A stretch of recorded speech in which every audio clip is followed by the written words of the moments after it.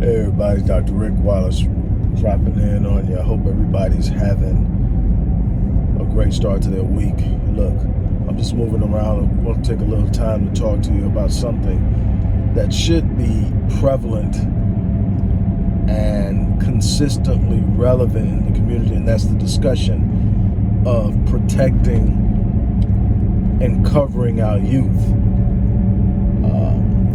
I think that we have failed miserably in the area of providing the proper environment to protect and cultivate power in our youth. We consistently talk about the importance of our youth as it pertains to our future, but our actions and our planning and our engagement is not reflective of us valuing our youth at that level. We have left our youth to fend for themselves in many ways. We have not truly educated them. When I say educate, I don't mean simply the attainment of academic skills. I mean to effectively and efficiently and permanently and eternally prepare and empower them to move into a world that's inherently hostile towards them, and not only compete but win. That means they have to know who they are. There has to be a true sense of self, a true sense of identity, a true sense of purpose and place. And it can't be dependent on someone else defining them. It has to be something within them that makes them understand the nature of who they are. We are failing miserably in that. We're failing miserably in being truly available and present in the lives of these children. And I'm not just speaking from the place of parenthood. Yes, we've got to do a better job of preparing our children to be parents, because we failed generation after generation in parenting in a way that provides a level of identity and protection for our youth. But also we failed in community. Community is almost non-existent in its truest essence. In its truest essence, all of the responsibility doesn't fall on the parent. In its truest essence, community is about everybody being responsible.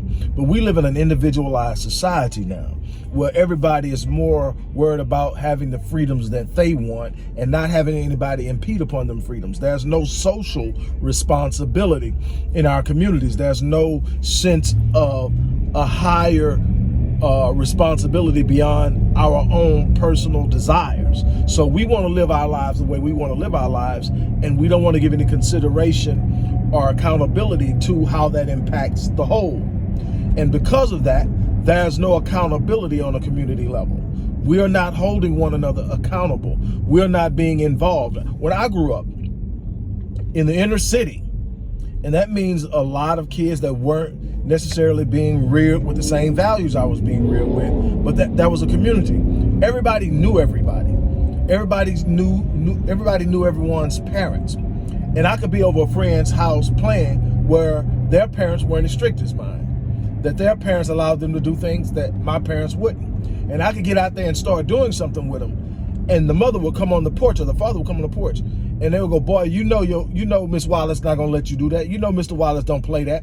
You might well cut that out." They would literally stop me from doing something they allowed their kids to do because they understood my parents didn't allow it. That was a community set around it. We've lost it. We've lost a sense of community. When I think about Makia Bryant, and yes, there needs to be some accountability what happened on the back end of that situation. I do believe the officer needs to be held accountable. I do believe that there were other options, but that's not what this is about. What this is about is that baby was failed long before that moment. That baby was failed because she was in a system that was built to fail her, because we failed her. By the time she gets to this particular day, she's not without her father. She's not with her father. Mom's nowhere to be found.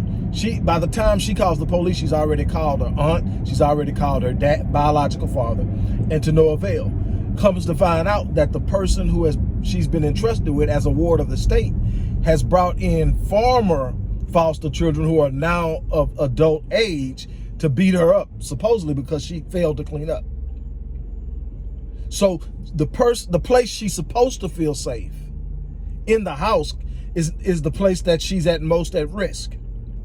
We have to either determine that we're going to try to do this on our own. We're going to each try individually to operate and navigate this.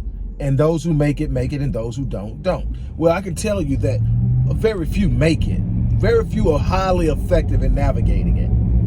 We have a sense of possibility because there's still the potential of a collective uprising. But the more individualized we become, the more that we fail to acknowledge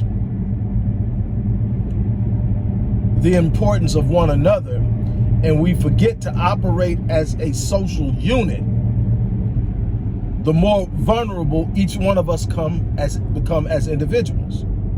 And we are going to have to learn that we need together. J. Edgar Hoover, when asked what's the greatest threat to American security, said that it's black unity.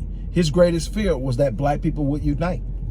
The vast majority of his work was in setting up systems to infiltrate black collective organizations that were functioning effectively in the black community. Black Nationalist Party, Black Panther Party.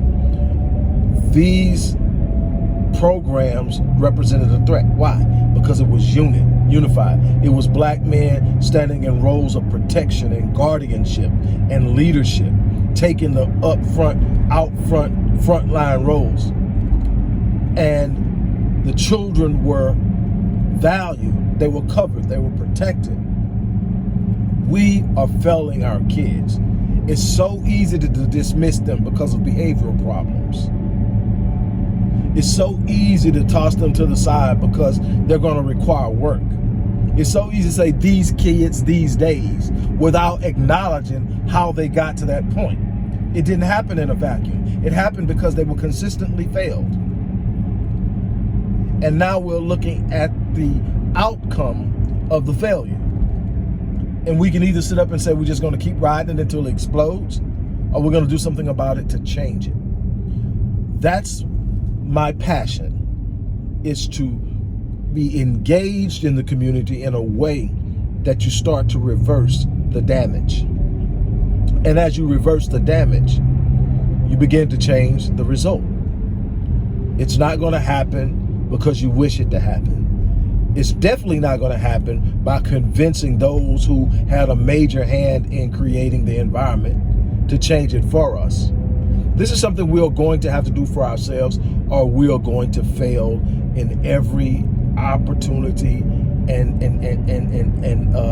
attempt at empowerment. You cannot do it without the future being protected. And the future is our assets, which are our youth. On that note, I'm going to get out of here. I wish you the best. Don't forget to support the work we do at the Odyssey Project. I hope that something I share with you rings true and hits home. On that note, I'm out here. You guys have an unbelievable day.